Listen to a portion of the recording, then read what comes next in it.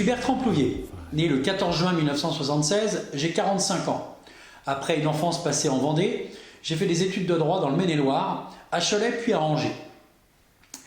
Ensuite, j'ai fait mon service militaire à Fontainebleau, en 2000, dans la cavalerie au centre sportif d'équitation militaire. À la fin de ce service militaire, je suis arrivé à Rennes pour un premier emploi en tant que salarié dans une entreprise en tant que technico-commercial.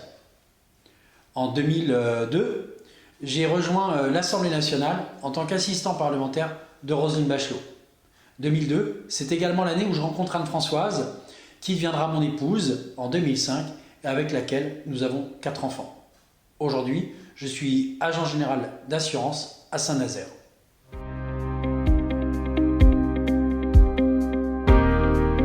Mon premier engagement politique, j'étais étudiant en droit à Cholet. Et c'est la rencontre d'un homme, parce que la politique, c'est souvent le fait de rencontrer des hommes, des femmes, ce qui font un engagement. Et c'est la rencontre avec Jacques Chirac, dans cette campagne présidentielle de 1995. J'ai trouvé ça passionnant, exaltant, le fait d'aller rencontrer les uns et les autres pour convaincre, s'engager pour ses idées, l'envie d'être acteur plus que spectateur.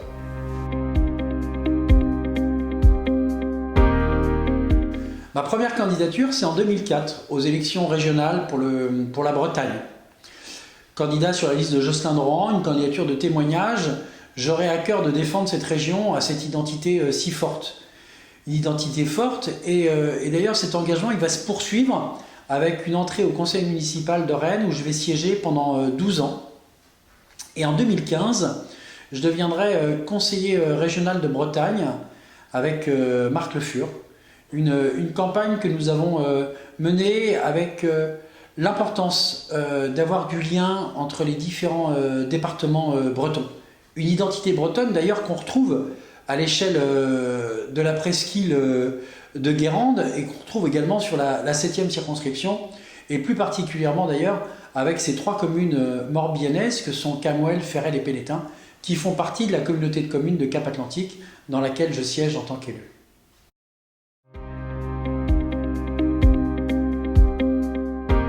En 2018, j'ai perdu un de mes meilleurs amis d'un cancer à 44 ans et qui laisse 5 enfants derrière lui. Et là, tu réalises que finalement, la vie, elle est très courte, trop courte. Et par rapport à ça, avec mon épouse, on s'est dit qu'il fallait qu'on se recentre sur nos fondamentaux, l'envie aussi de quitter la densité d'une grande ville. Et notre choix s'est porté sur la presqu'île guérandaise. Alors pourquoi la presqu'île ? Parce que ça a toujours été, pour l'un comme pour l'autre, notre port d'attache. Moi j'y venais enfant, petit ou avec mes amis ou pendant mes permissions de service militaire du côté de Pornichet, Mesquer, Piriac. Quant à mon épouse, elle venait à La Baule depuis qu'elle était petite. Donc ça a été pour nous une évidence. Aujourd'hui, je suis agent général d'assurance, donc chef d'entreprise sur Saint-Nazaire. Mon épouse travaille également sur la presqu'île et nos enfants sont scolarisés entre Guérande et La Baule.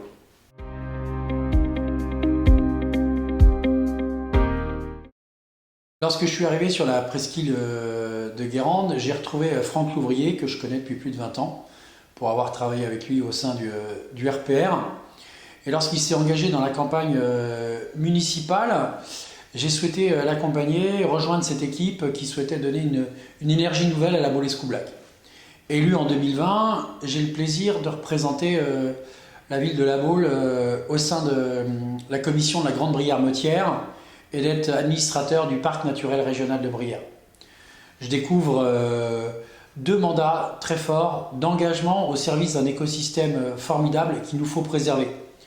J'ai coutume de citer Antoine de Saint-Exupéry pour en parler, c'est « Nous n'héritons pas de la terre de nos ancêtres, nous l'empruntons à nos enfants ». Et dans ce mandat, en tant que représentant de la Grande Brière-Motière, je souhaite contribuer avec les autres élus à préserver cet écosystème pour pouvoir le transmettre aux générations futures. Mon deuxième engagement, il est à Cap-Atlantique, en tant qu'élu en charge de la transition écologique, des économies primaires, et plus particulièrement du suivi et de la mise en place du plan alimentaire de territoire. Aujourd'hui, le plan alimentaire de territoire, c'est la volonté de favoriser l'accès à tous à une alimentation durable, locale et de qualité. Et pour ce faire, on a besoin de faire se rencontrer le bassin de producteurs qui est très riche à l'échelle de notre territoire et le bassin de consommateurs. On a 4 filières importantes sur le territoire. La filière des produits de la mer, avec nos conchyliculteurs, ostréiculteurs, mytiliculteurs, mais également une industrie qui pourrait se développer grâce aux 2 criers que nous avons sur la turbale et le croisic. Et nous avons des filières élevage avec la marque Parc, la viande de Brière. Nous avons une filière produits laitiers, notamment très importante sur le secteur d'Herbignac, Saint-Liphard et d'autres communes. Et enfin, dernière filière, la filière maraîchage. Alors cet objectif de mieux manger, de manger plus sain, en favorisant des circuits courts, c'est aussi un moyen de soutenir nos agriculteurs dans une agriculture responsable et au service du plus grand nombre, qui nous permettra aussi de garantir notre indépendance alimentaire.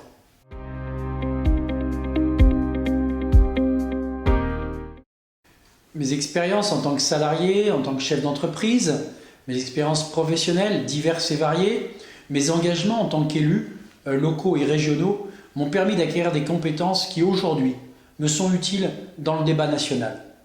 Parce qu'on a besoin d'avoir des expériences pour pouvoir enrichir les propositions de loi. Ces propositions de loi qui bien souvent apparaissent à nos concitoyens complètement déconnectés. Et c'est pour ça qu'on a besoin d'avoir des hommes et des femmes enracinés sur le territoire afin de pouvoir faire des lois qui s'appliquent à tous.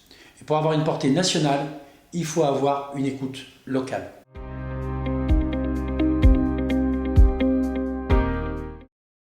Élu député, en juin prochain, je prendrai une permanence que j'ai déjà prise d'ailleurs dans le cadre de ma campagne. Elle est située aux 4 places du Maralais à Guérande. Et je souhaite la conserver au cœur de cette circonscription afin qu'elle soit un véritable lieu d'écoute et de réception de mes concitoyens. Je partagerai mon temps entre la circonscription et Paris à l'Assemblée nationale où je serai le porte-voix de mes concitoyens, mais surtout où je pourrai redescendre pour rendre compte à mes administrés des décisions prises à Paris.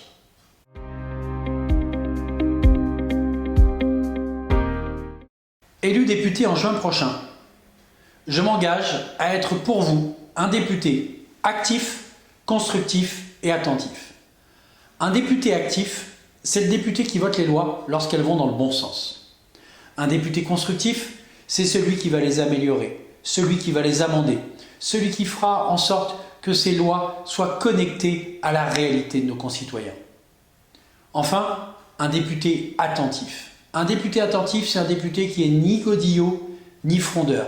C'est un député qui sait dire non lorsque ça ne va pas dans le bon sens. Vous pouvez compter sur moi pour être un député actif, constructif et attentif.